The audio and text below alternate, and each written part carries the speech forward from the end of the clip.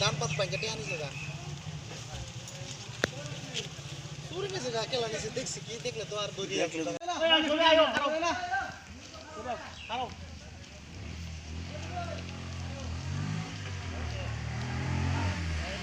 বিনোদ বসে তো চাই নিছে বড় পকেটলা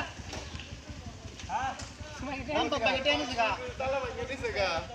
হ্যাঁ শুনিয়া সে বাস খুলে দে সব ভাঙি পালালে না একটু না সব ভাঙি এক ভাঙিলে আর টাকা পয়সা একটু নাই সব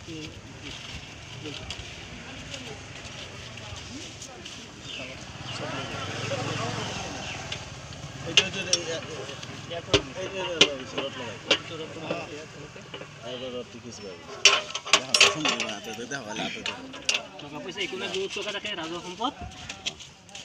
আমাকে 2 মাস 3 মাস পাছত আমাকে 10,000 15,000 টাকা লাগে সারা পয়সা থাকে আপনার 1 টাকাও বুঝি নাই সব ভাঙি পালাইছে 1 টাকা নাই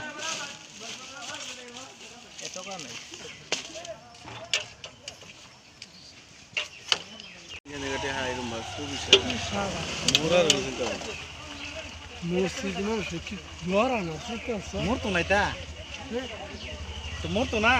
ঘণ্টামান হ'ব আমাৰ মছজিদৰ তালাটো ভাঙি চোৰৰ টকা পইচা লৈ গ'ল এইটো মধ্যজুৰি পাৰ তিনালি জামা মছজিদ এনে মানুহৰ মানে পৰিচয়টো মানে কি লকডাউন বুলি কয় লকডাউন বজাৰ বুলি কয় ইয়াত মানে কি আমি মাহে আপোনাৰ 10,000 12,000 টকা মানে ইয়াত প্ৰতি মাহে মানে ওলাওঁ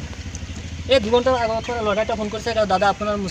মছজিদৰ দানপত্ৰৰ পৰা ভাঙি টকা পইচা লৈ গ'ল আজি এতিয়া আমি গম পাইছোঁ আমাৰ ইয়াতে এটা জুৰিবাৰ মছজিদ আছে সেইটো মছজিদৰ পৰা ভাঙি নিছে মানে আমাৰ এটা বিশ্বাস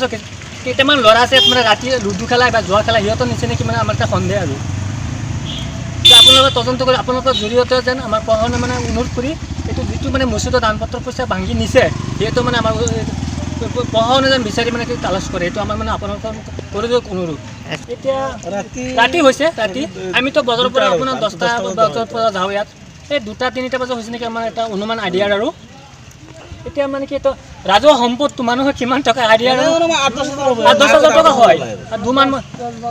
12-10,000 টকা হয় মানে কি 2 মাহতও আমি টকা ওলোৱা নাই আমি গম পাইছোঁ এই উন্মুখৰ পৰা 2 কিলোমিটাৰ